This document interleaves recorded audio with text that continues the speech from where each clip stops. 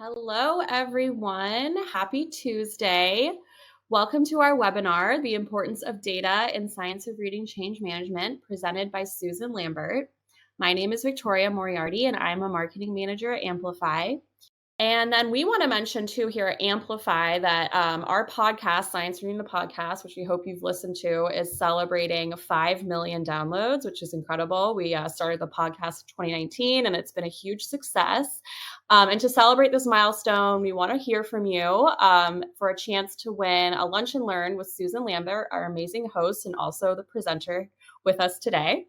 So to enter, we would love you to describe your favorite moment that you've had while listening to the Science Reading the Podcast, and tell us a story of a time where it directly impacted your life or career.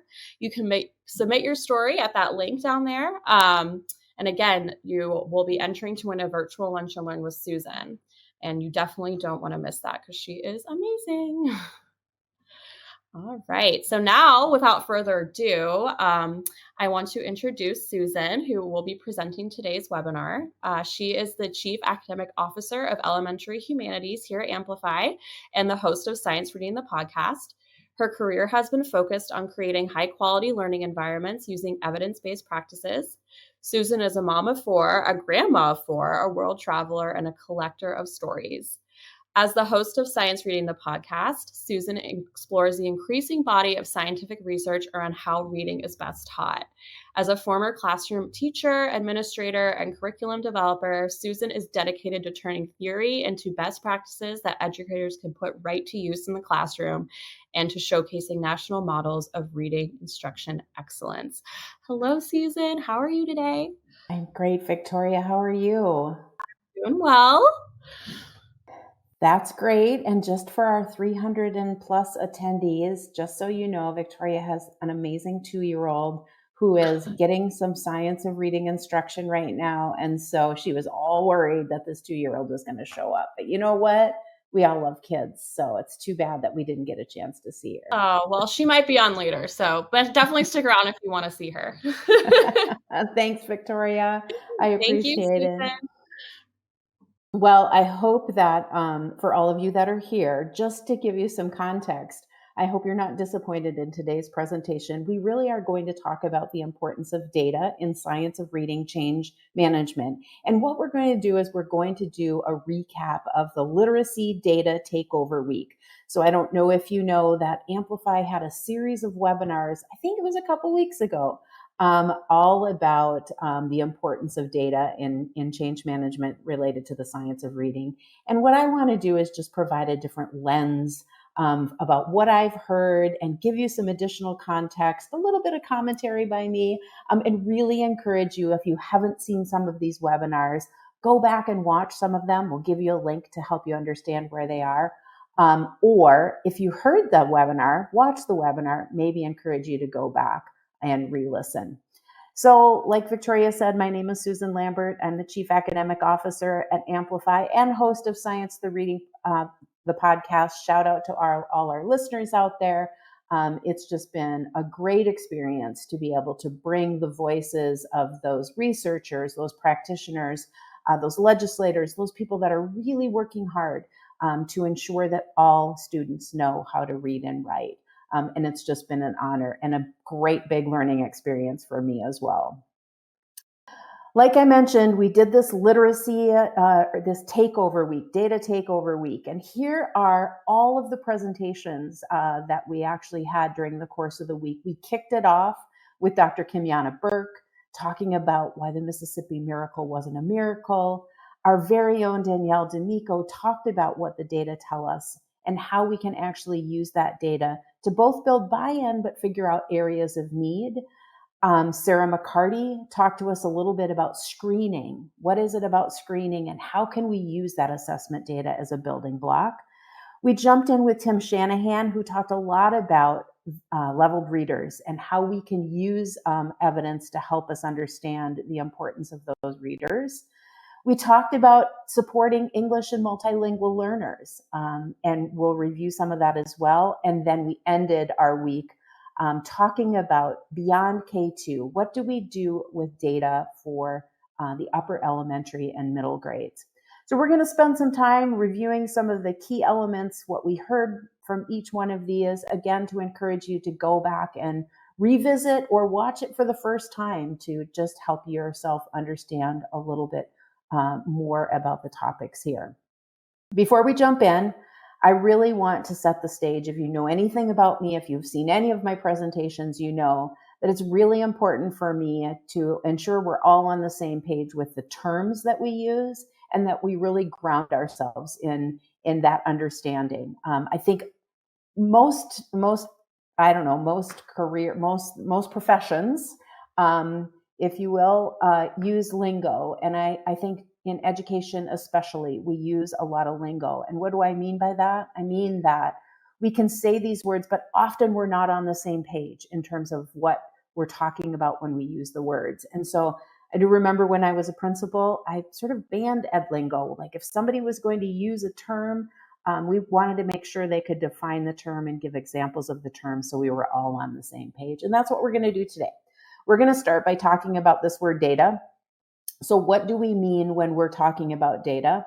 Well, Google gives us a great definition that data is really facts and statistics collected together for reference or analysis. And I really like that particular definition because data is things that are sitting out there. They're collected, we can use them for reference, we can use them for analysis, but in and of themselves, they're not really that helpful. And so what we need to do with that data is we actually need to convert that data to information. So again, just a review, data is a collection of facts or statistics. You can usually think of data when you look at graphs or numbers or figures, and sometimes they tend to be raw and unorganized. They definitely can sit out there without context, right? So if you think about reports that you get, data that you get on your classroom or your grade level or your school or your district, they're sort of sitting there without context, right? And they're kind of meaningless on their own. They can give you some information, but you really have to analyze it and look at that data to pull that information. And so what we really want to do is we want to get to information as a result of analyzing and interpreting that data. And so what do we mean by information? Well, we mean it's really words and thoughts and ideas, a way to describe what you're seeing on paper. It's organized, it's connected. It actually will consider the context, right? A great example is those numbers that you see, there's actually faces behind those numbers. And those faces are in different places of their journey and in different contexts in classrooms, for example. And it's really this information that we're going to use to make decisions. And so I love the two sentences on the bottom, that data doesn't depend on information, but information depends on data. And if you're going to take some kind of information and use it to make some kind of decision in this context, to help all students learn how to read and write, then we need to make sure the data that we're using as the foundation of that is data that is strong and worthy of converting into information. And we're going to see what this looks like throughout each of the presenters' presentations about the kind of data. Because typically we think of data, we think of student level data, but not always. And you're going to see that in how we review what we heard over the course of our data takeover week. Okay, science of reading. I think this one's really important to define because science of reading gets slapped on stickers all over the place. Like it's just a really popular term. Everybody's using it now. And really we have to ask some questions and dig in a little bit deeper to really find out what people mean when they use this term. So I like to go back to the Reading League's defining guide. And if you're not familiar with this, you can Google Reading League defining guide. And it's really worthwhile for you to have this. You can get it as a PDF, save it on your computer, reference it often. The Reading League reminds us that the science of reading is really a vast body of scientifically based research, and it's related to reading and writing. So it's not just evidence about reading, it's evidence about reading and writing. And it's not a new fad, right? This research has been conducted 5 decades or more, not in the United States alone, all over the world, thousands of studies. And when we do research studies like this, what we're doing is looking for a preponderance of evidence to help us inform how reading and writing develops. And this isn't just for intervention, right? This is for prevention and intervention of reading difficulties. So when we have information or evidence to point to a best practice in the classroom for teaching students how to read or how to write, we really need to use that evidence wisely. And so just remember that this is a big body of evidence and it continues to grow. That's the thing about science, right? It doesn't stop in time as long as we continue to research both at the, with researchers, but also for you in your classroom. We learn new things about how students learn to read and write, and we sort of refine our thinking over time. So remember, it's ongoing and ever evolving. When I talk about the simple view, or when I talk about the science of reading, I use the simple view of reading as a framework. Many people do. When we used to present years ago and talk about the simple view of reading, a lot of people weren't familiar with it. Now we find that many people are. There's hardly a presentation you can go to about the science of reading that doesn't reference the simple view.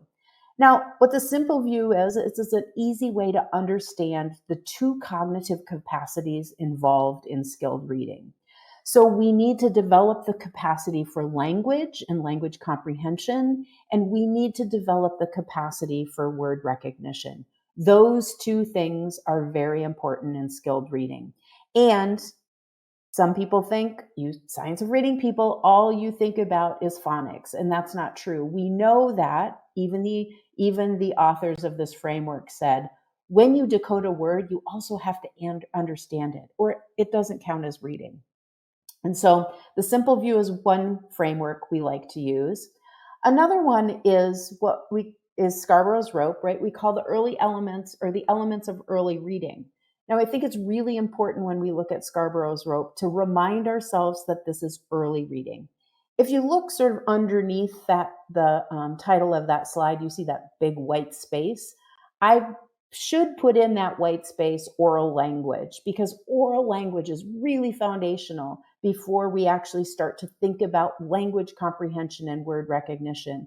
But in this rope, you can see the simple view of reading reflected: language comprehension on the top of the rope, word recognition on the bottom. You notice that kids need to get increasingly automatic in applying these phonemic awareness and phonics skills, increasingly automatic, and applying their language comprehension skills, increasingly strategic. And that comes together in normally developing kids around 3rd or 4th grade, and we have this thing called skilled reading.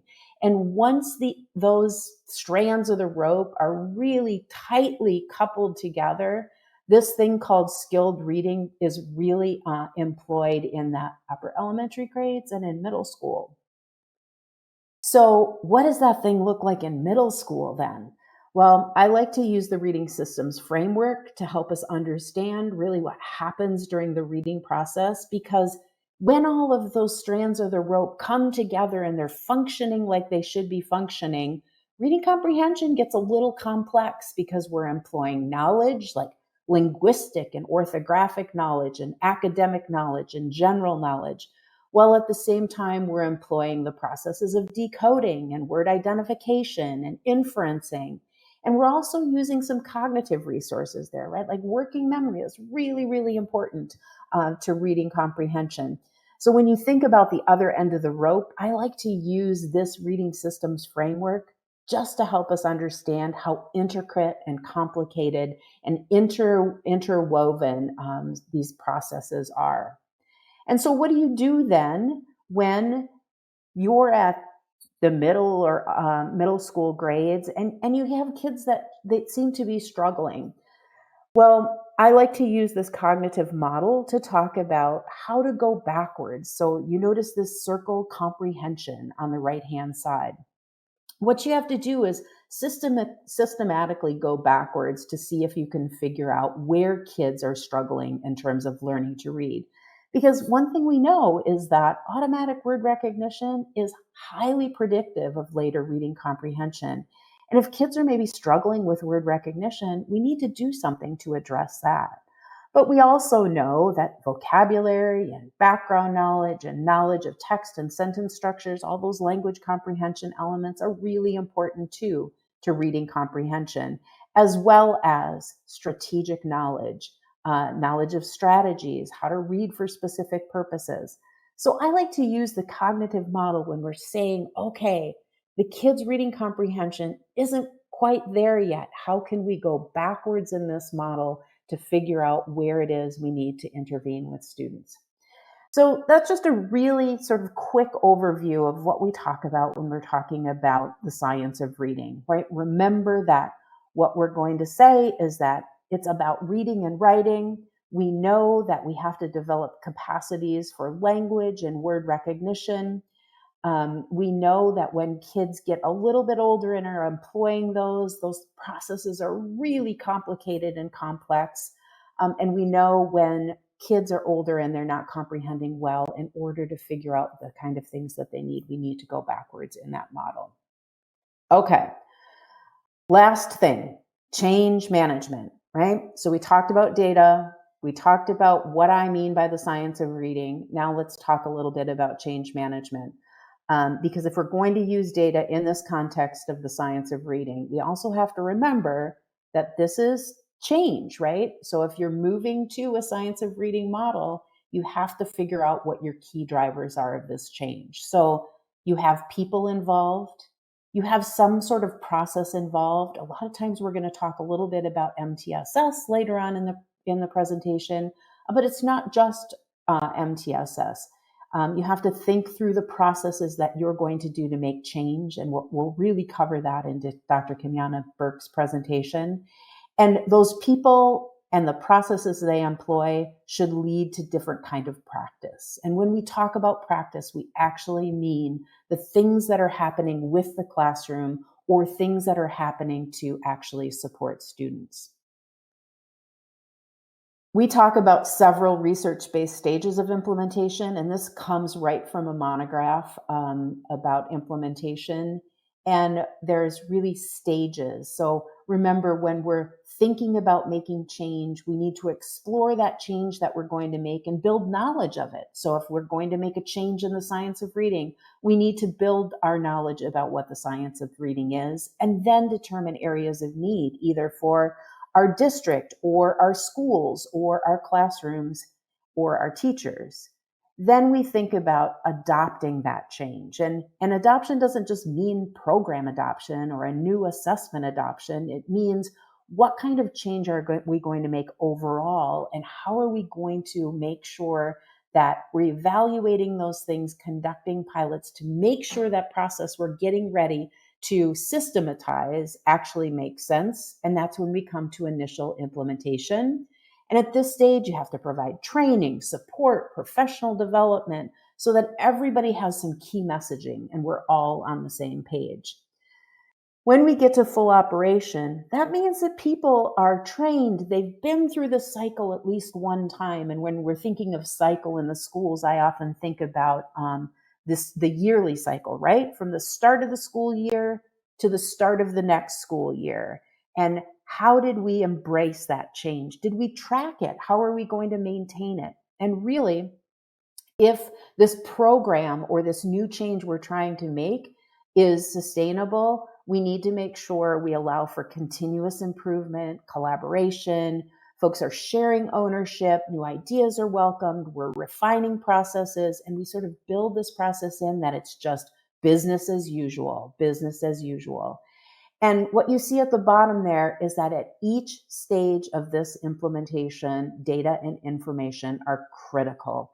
You cannot go blindly in. You cannot think, oh, well, we're just going to make this change, and then a few months later, if it doesn't work, you throw it out and try a new one. That's part of the problem, right? We need to do this really systematically in terms of making change. And I think you're going to see some examples of that, particularly when we talk about Mississippi.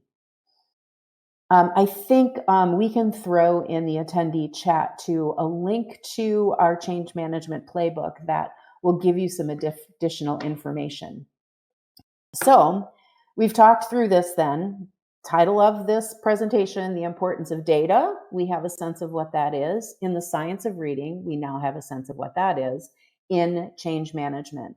And as we go through and review each of these presenters' presentations from our Data Takeover Week, we're going to look at some data, we're going to look at the science of reading, and we're going to think about change management. So keep these three concepts in mind as I start to provide a review of what we heard.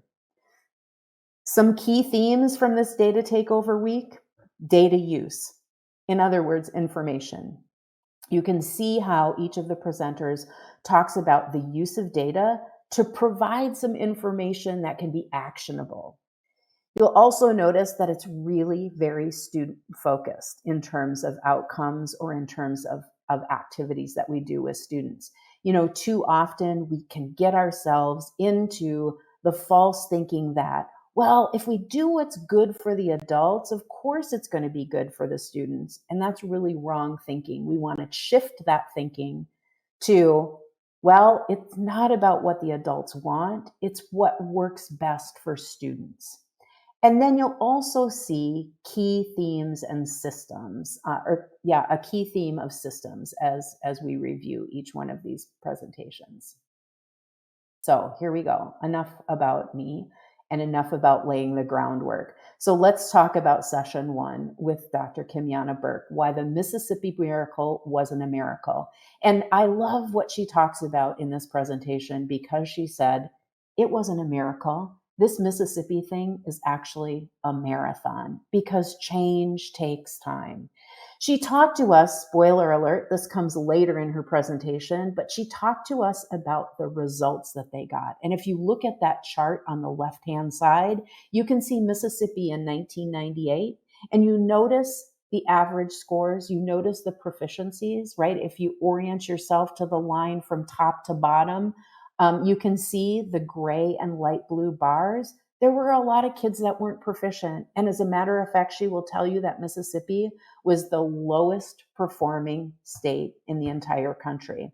But notice when they employed some data information, changed their practices, focused on change management, look at what happened by 2022. And even more impressive is the graph on the right-hand side. And this is really, really powerful because this is 4th grade reading of low-income students, and this is the state rank.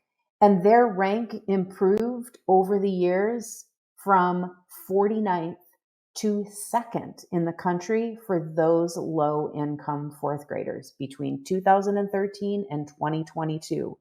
So if you look at when they started this process and you think this is a miracle, you know that it involved a lot of hard work and a lot of dedicated effort in terms of turning the tide around for student reading proficiencies for students.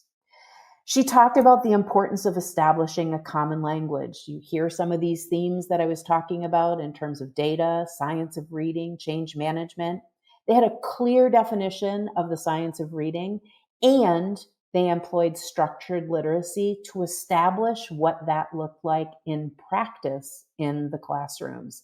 And they had coaches that trained and supported, and they never let down on that gas pedal of training over and over and over again. I really encourage you, if you didn't get a chance to watch this webinar, to go back and watch it because she'll show you a map of Mississippi with the footprint of where all these trainings happened, and it's really pretty impressive. One of their strategies was to invest in people, right? And so she talks a lot about what that meant in terms of boots on the ground, in terms of coaching. And do you recognize this from what I said about change management? First, you have to focus on people. Remember, people are the ones that need to do the work. And you can see in that yellow line there how their state improved in scale score over time compared to the average scale score of the national public schools in blue. And they were able to close that gap. It looks like it's pretty quickly, but you know as well as I do that year over year over year over year takes a lot of time and dedication and commitment and continued focus and energy. And you can bet that in terms of watching this data and converting it into information, they did that. And Dr. Burke talks a little bit about how they made that happen. A couple of noteworthy nuggets from this webinar. First of all, she talked about an uninterrupted reading block. You might miss that if you didn't pay attention, but think about the power of that in your school or in your classroom. If you actually had a block of time to teach English language arts instruction without interruptions, meaning no calls from the office, no knocks on the door, no random bells happening throughout the school, really, really important. And she also talked about a culture of teaching and learning. And I love how this is framed, because if your teaching isn't impacting your student learning, you need to look then on what your teaching practices are. And even though we know that the teacher is really important in this whole process, do you notice the difference between teacher and teaching? We really want to make sure that we're focusing on the process of teaching to impact student learning, and we're going to train and do professional development around that for the teachers. She reminds us that change is hard, and a child's reading proficiency is not going to get better just by chance. It will get better when we decide to close the gap between what we know and what we do.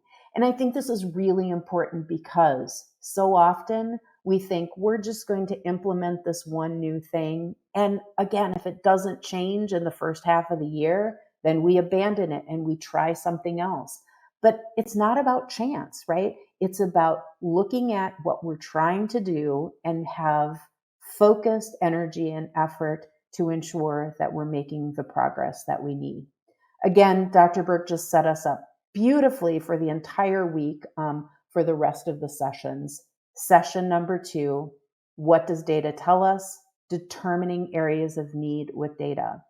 And Dr. Danielle D'Amico, our Director of Learning Science here at Amplify, did a fabulous job making these things really, really practical, getting outside of just some concepts that we sometimes don't really understand or think, oh, I don't really know what that means practically. But she brings it down to the level of practicality. And she talked about data in a comprehensive literacy system. So remember, this is the system that's doing the work. It's not one individual teacher in a classroom, or one individual grade level in a school, or one individual school in a district. It's an overall comprehensive literacy system put together to ensure that we're meeting the needs of all students.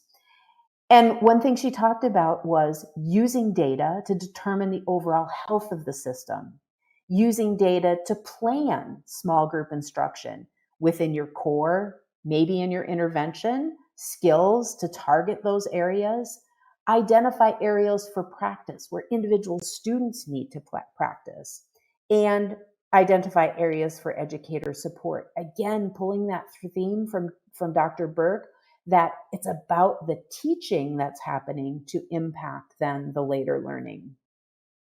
She also talked about using this to drive interventions. So this is typically where we think about data, right? Usually we jump right to, how can we group our kids and what kind of interventions? Don't dismiss the importance of using that data here at the system level, here at the core instructional level, and then get yourself to using it to drive interventions. Identifying risk or needs for intervention, monitoring the effectiveness of this instruction and intervention. And when it comes to implementation, again, where can we support our educators for more effective and efficient teaching? And so I love the way that she described how to use this data comprehensively. She also reminds us that the data that you're trying to collect needs to be aligned to critical skills that students need in order to develop as proficient readers, and I would say writers. And so remember to go back to those big five, right? And we're aligning that assessment data to these critical skills so that the data that we pull will actually help give us information about what's needed. What I love that she talked about when we're talking about relating to the overall system is she really challenged us about beliefs about learning to read. And so what we know is that prevention and early intervention are really critical. Like, we can't wait until kids fall through the cracks in even first grade or second grade, right? We need to intervene early. Well, at the same time, we need to employ strong and effective practices to keep kids from needing that intervention.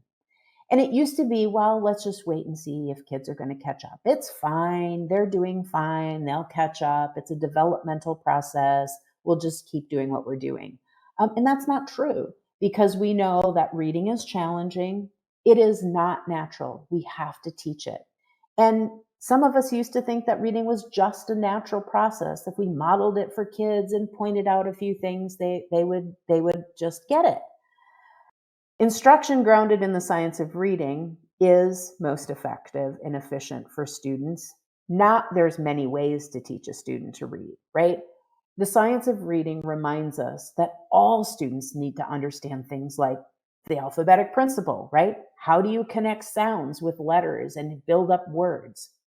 And so there's some really effective ways that we need to teach them, and we can teach them, and we can alter their trajectory. We can impact their learning and accelerate that through effective instruction. There's a reason that many states are now banning things like the 3 cueing system, because what the 3 cueing system actually does is it actually rewires brains to be inefficient readers. And when we teach kids using sounds and letters and help them understand how those things are put together for words, teach them to decode, teach them to be automatic, then we can have brains that are wired efficiently. And so really examine your beliefs about learning to read and your culture of beliefs, whether that be, again, in your classroom, in your grade level, your school, or your district. Noteworthy nuggets from Danielle's presentation: high quality assessments. We often talk about high quality instructional materials, but we forget high quality assessments are just as important. She will give you just a little bit of a teaser about how we know what a high quality assessment is, and validity and reliability. And she gives us another noteworthy nugget all about gathering implementation data, meaning that awful F word that we think about in education, fidelity. If we have, let's say, an assessment, a progress monitoring tool, a core curriculum, and we're not sure if it's being effective, do we know if it's been implemented with fidelity? Because the only way that you can figure out the effectiveness of something is to know how and how well it was implemented. And so she'll really challenge us with some of that data. So go back if you missed that, or if you're interested, take a peek at that webinar. Session 3, we got a little bit more granular with thinking about screening. So how do you use, what is it to be universal screening, and how do you use that assessment data in your building blocks of MTSS? And so Sarah shared with us some state screening laws. Now, this is a piece of data, right? It's not the same kind of student data we were looking at, but this is definitely data about states around the country that have enacted some state screening laws. Convert this one to information for yourself based on the state that you're in.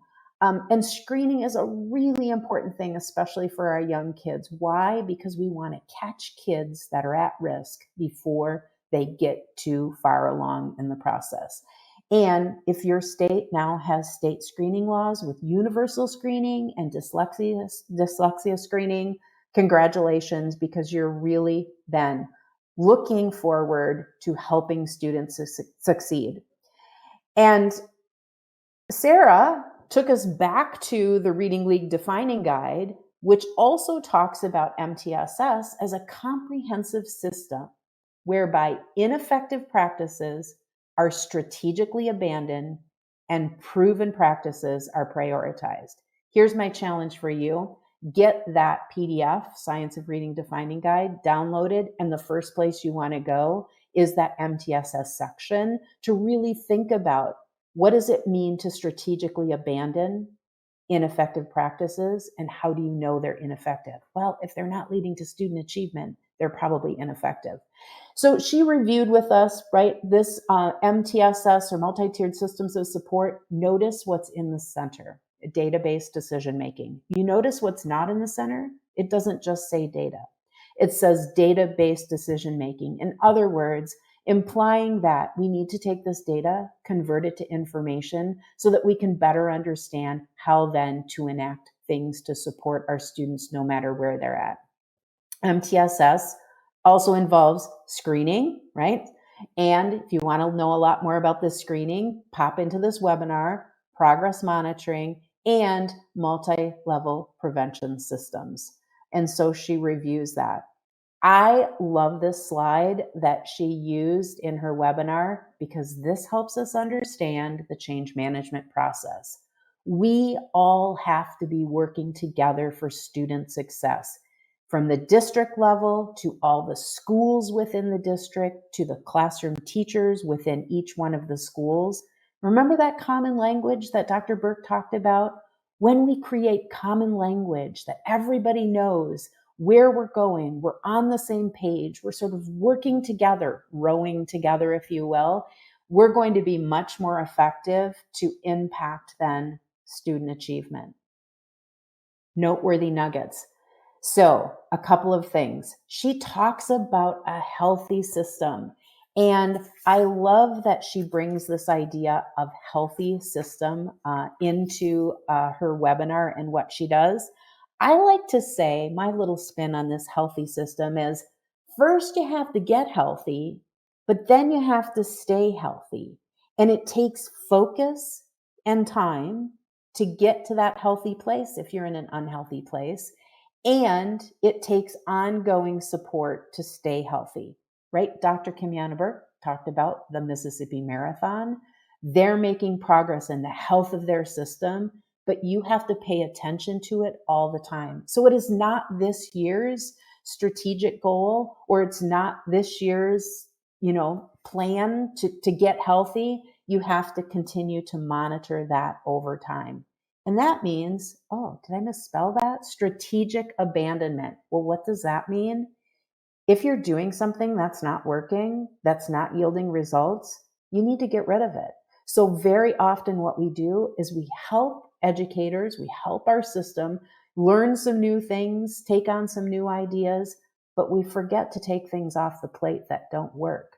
So especially if you're a district leader here, a building leader here, if you're introducing new concepts, ideas, strategies to your staff, make sure you tell them what they don't have to do. Make sure we take something off their plate because it's either negative, right? Like as negative impact, or it's not working at all. And so we have to rid ourselves of some of those things that aren't working. Here we go. Session 4. I knew this was going to be a packed agenda. I can't, you have to go back and listen to these sessions. There's so much in them. We love Dr. Shanahan. His blog is amazing. He always has really interesting, passionate, powerful things to say. And he helped us understand how to move away from leveled readers. Now, what Dr. Shanahan did was he gave us a history of text leveling. This is only the first slide, right? And it was really interesting to me to walk through, where did this thing come from? You learn history so you don't repeat history. It was really interesting to go back and sort of hear this timeline. And I'm going to actually go back and listen to this. I've listened to it twice already. I'm going to go back and listen to it again just because there was so much in here. There was a lot of ahas for me. Well, short answer is leveling doesn't improve student achievement. And again, he talked through, remember we talked about the preponderance of evidence in the science of reading? He talked about all the evidence and all the methodologies that people used to come to this idea that it doesn't improve achievement. So why are we using text levels if it doesn't do that? And as a matter of fact, going back one slide, what he told us, look right there in the center. Students taught at frustration level made the greatest learning gains. So we often talk about, well, I'm going to hold that for a minute because we're going to talk about that in the nuggets, but kids need rigorous texts and they make gains when they have those rigorous texts. Now we know that they can't always access those rigorous texts. And so there's some things that we can do. And this was another great part of his presentation because he didn't just talk history. He got into the classroom and he said, here's the things you can do to scaffold the text so students have access to that text. And you know what it made me think of as he was going through each one? It made me think of the language comprehension strands in Scarborough's rope. Matching the text and reader prior knowledge. Background knowledge is important. Complexity of vocabulary. Vocabulary is important. Complexity of syntax. That's all about sentences. And so you can listen to him go through some strategies you can use in terms of text scaffolds to ensure our students have access to rigorous text. I'll tell you what, this presentation is worthy of doing professional development, right? If I was still in a school, I would take some of these text scaffolds and we would look in the classroom to see how we're using those. Because that's always the $1 million question. How do you get kids access to this rigorous text when they can't read it on their own? Go back and watch this one. It was brilliant, full of all kind of gold. 2 noteworthy nuggets.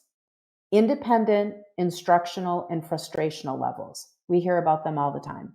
There's not a lot of evidence is what he'll tell us. They were sort of a made up entity. And so if you listen to the history of how he walked through that, again, we saw that when kids were reading really rigorous text, they actually made the most gain. Why? This is a quote right from Dr. Shanahan. The point of instruction is to maximize learning, not to make kids feel comfortable and everything's going to be fine. Not that we want to totally frustrate them, but learning isn't easy. It's a hard thing to do, and we really want them to stretch their muscles, and that should be the point of our instruction. This makes me think about Danielle's, do we believe in the culture of learning or the culture of reading? Do we actually believe that all kids can do it? This is another quote that would support that concept of hers. All right, session 5. We're getting there. We're going to make it. This one was all about supporting multilingual and English learners. And 2 of our favorites here at Amplify did this presentation. This one as well is packed full of data. It is packed full of information for you and some things that might really challenge you. Take a minute to look at this map. We've used a couple of maps. But this here is in 2019, the percentage of students classified as English learners. So find your state and look at it.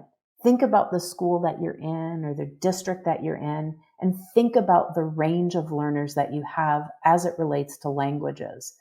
They also talked a little bit about variation within those languages, right? I didn't pull that slide, but go back and watch this webinar, this presentation, and see how they actually respected the variations.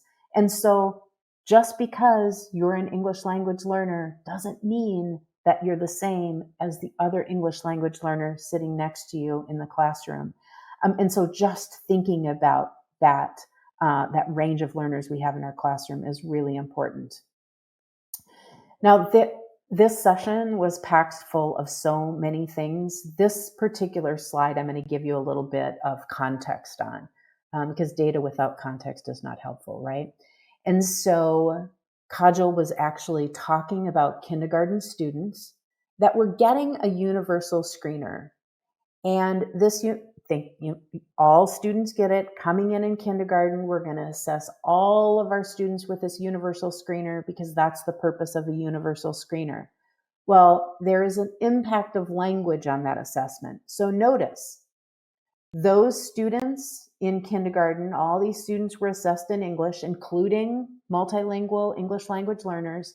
And you notice that 72%, look at how many percent were identified as needing tier 2 or tier 3 instruction. When those students were assessed in their home language, which happened to be Spanish here, when they were assessed in Spanish, you notice how that dropped to 33% of students were at risk, identified as needing tier 2 or tier 3 intervention. Why? What's the difference? Think about the simple view of reading. What's important? Language, right? Language is important to reading proficiency. And if you're being assessed in a language that you don't know, or you're simultaneously trying to learn, that assessment is not going to be reliable or valid. But when I assess you in your home language, I get better indicators in terms of risk. And so over-identification, you've heard that, right? Over-identification of students in other languages. Now, to be fair, there's a lot of languages that we don't have assessments for.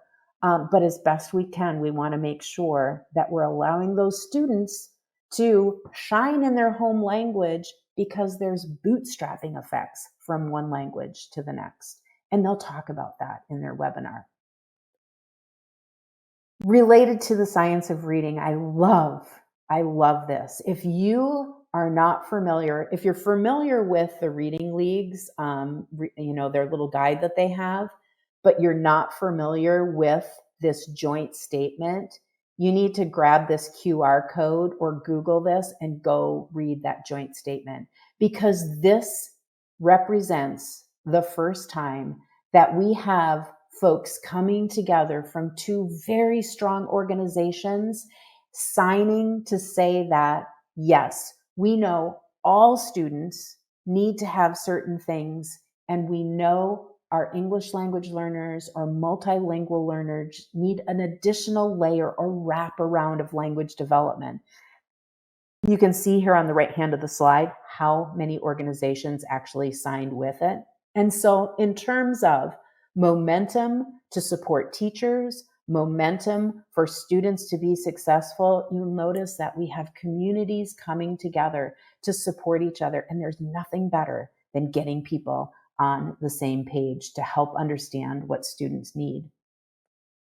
2 highlights from this research. Remember, we read this one. Research has been conducted 5 decades across the world, thousands of studies.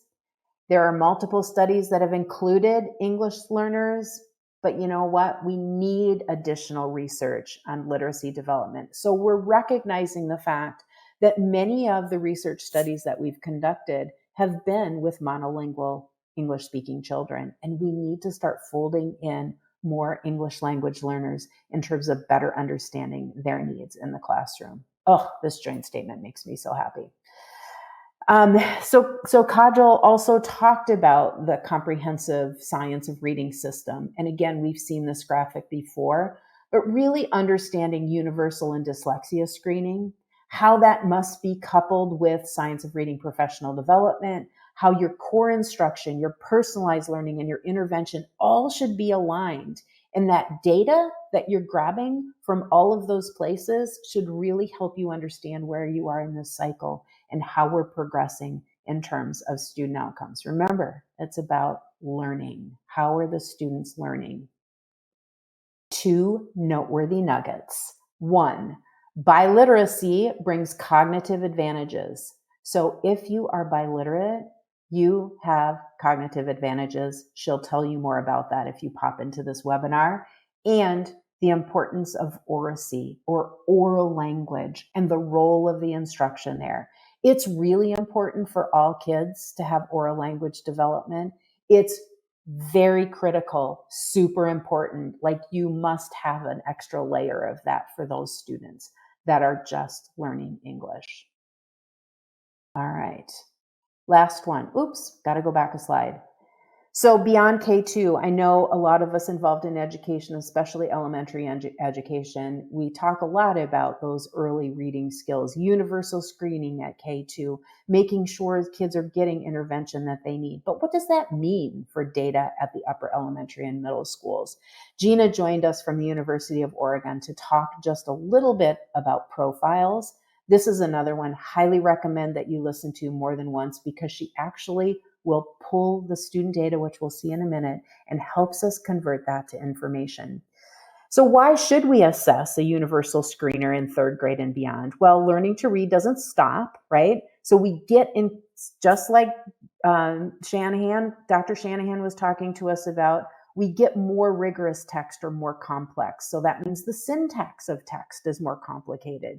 You get more rare vocabulary. So as you get into more science and history and even literature content, there's more rare vocabulary that's added, and you get a broader range of styles and genres, right? And so that complexity of the text continues to grow, and we need to support students in learning how to read.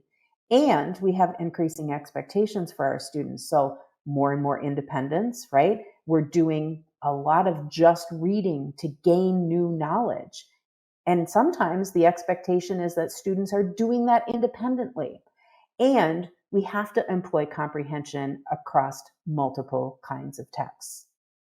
So data can actually help. And Gina used the Dibbles 8th edition. The University of Oregon is the one that's developed the Dibbles 8th edition. So that was the assessment that she knew how to talk about best. And she reminded us at grades 3 and up, we're talking about a different set of skills than we're talking about at grades K1 and 2. So she really focused on word reading fluency, oral reading fluency, and then that comprehension. Now, stop for a minute and think the simple view of reading, right? What are the two capacities we need to develop?